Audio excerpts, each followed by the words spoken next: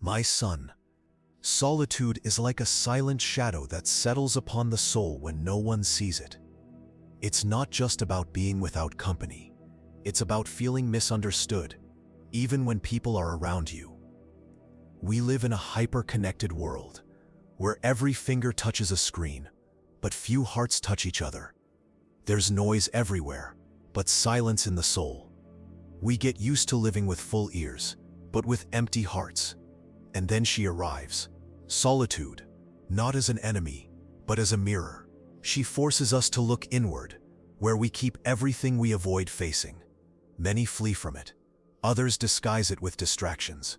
But you are not here to flee, but to understand.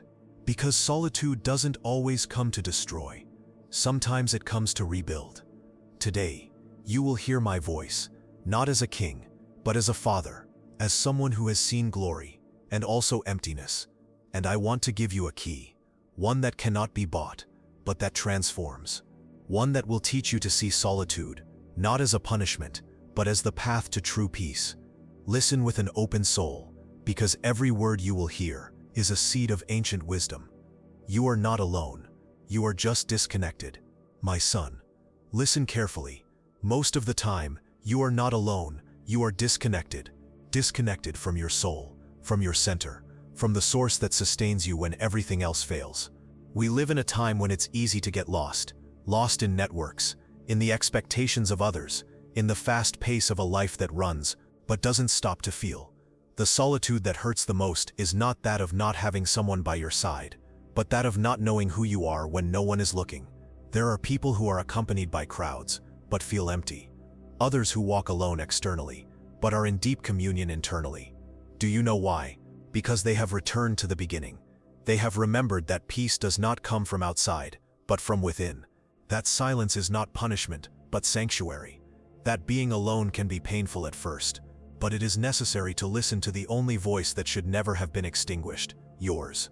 An ancient proverb says, "The heart knows its own bitterness, and no one else shares its intimate joy." That means no one else can inhabit your inner world for you. No one else can know you if you don't find yourself first. When you reconnect with your soul, solitude stops being a shadow and becomes light. The company of the world does not fill the emptiness of the soul. You can be surrounded by people and still feel a void that won't be filled. Because physical company is not always spiritual company. There are conversations that entertain, but don't heal.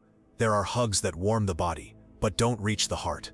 And there are days when you are surrounded by noise, but you feel profoundly alone. My son, solitude is not always broken by presence, but by connection. And true connection begins when someone looks at you without judging, when someone listens to your soul and not just your words. That depth is scarce, because most people fear looking beyond appearances. Many go through life as emotional pilgrims, seeking others to give them what they themselves have not learned to give: acceptance, care, peace. And they fall into the trap of collecting empty bonds, relationships out of necessity, friendships out of fear of being alone. But the soul cannot be filled with crumbs of attention. The soul wants roots, not ornaments. It wants shared silence, not decorative words. It wants truth, not performance. That's why I tell you, don't seek more quantity, seek quality. Not more people, but true presence. Because when the soul is nourished with genuine bonds, the emptiness transforms into silent company, and the heart finally rests. Seeking externally what is missing internally is the root of suffering. My son, when you are empty inside, everything outside seems insufficient. No word is enough. No gesture fills you. No hug reaches you. And not because the world doesn't love you, but because you have forgotten to love yourself first. We live waiting for something or someone to come and rescue us from the inner abyss, as if another person could extinguish our anxiety, heal our sadness, make us feel valuable. But the soul is not restored by external things. The soul heals when you decide to inhabit it again. Do you know why we suffer so much in solitude? Because it confronts us with our lack of purpose, with what we haven't healed, with the love we don't give ourselves. And instead of looking inward, we seek relief in others, as if they were responsible for filling what we don't even understand.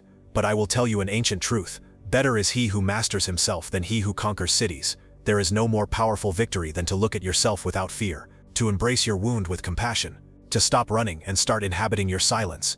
When you stop demanding that the world complete you, you become free. When you understand that what is missing inside only you can build, then you no longer wait, you no longer beg, you no longer depend. You begin, At last, to live from fullness. Noise is the new opium. Why we fear being alone. We live in a world that teaches us to fear silence. As soon as a moment of quiet arrives, we look for a screen, a conversation, any distraction. We cling to noise like someone clinging to a plank in the middle of the sea, without realizing that this noise is what is sinking us. My son, why do you think so many people are afraid to be alone with their thoughts? Because silence is not comfortable. Silence reveals. And when the world is silent, your soul speaks. But your fears, your wounds, your unresolved truths also speak. That's why noise has become the new opium. It numbs what hurts, covers up what's missing, distracts from what matters. We become dependent on constant stimulation, believing that being constantly busy makes us strong. But strength is not in movement, it is in the root. The wise person does not flee from silence, they seek it. Because there, in that space without voices, without masks, without interference, clarity resides. There, the answers you have been searching for externally are revealed to you. There, true communion with yourself and the divine is born. To be silent externally, to listen internally. That is the path.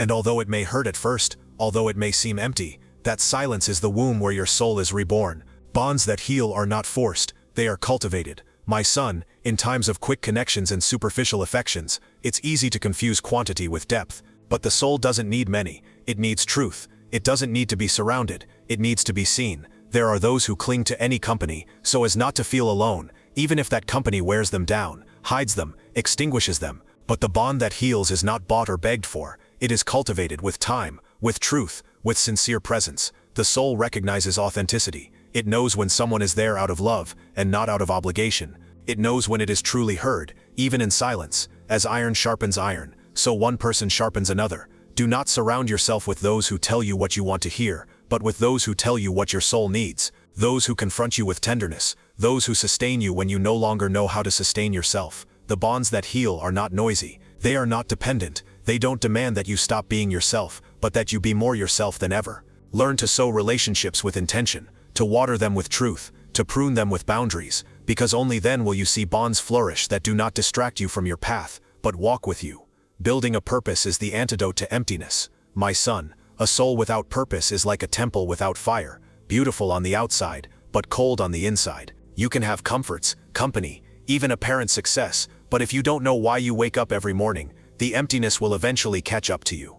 Many feel solitude, not for lack of people, but for lack of meaning, because he who does not know why he lives, ends up filling his time with things that don't matter, relationships that don't nourish, routines that don't transform, and at the end of the day, none of that calms the heart. Purpose is not always something grand or visible. Sometimes it's a humble task, a clear intention, a life lived with presence. It doesn't matter if your mission changes over time. The essential thing is that you walk with direction. When you find that why, even solitude becomes a teacher. You no longer fear it, because you know that every moment with yourself is also part of the journey. And the most beautiful thing is this: when you live from your purpose, you attract others who also walk with their souls ignited. You no longer seek company to fill voids, but to share fullness. Because purpose not only guides you, it also accompanies you. Conclusion: solitude as an invisible teacher. My son, if you have reached this point, it is because something within you is ready to hear what you once avoided. That solitude is not an enemy, it is a messenger. For a long time you were taught to fear it. You were told that being alone is a sign of failure, of weakness, of lack. But I tell you, some of the most sacred moments of my life were born in silence, without witnesses, without noise, with no one, except my soul and the truth. Solitude is uncomfortable, yes, because it strips away masks, interrupts distractions, leaves us naked before who we are. But it is also a door, one that if you dare to cross, leads you to the place where your true strength begins. You don't need to surround yourself with people to be complete. You need to return to yourself, reconcile with your history, rest in your center, and when you do, when you inhabit that inner space with tenderness, you discover a secret that only the wise know, that happiness is not noise, nor constant company, nor external validation. Happiness is peace, and peace is born when you no longer run from yourself, when you can be with yourself, and feel at home. Thus speaks ancient wisdom, thus heals the soul that dares to listen to it.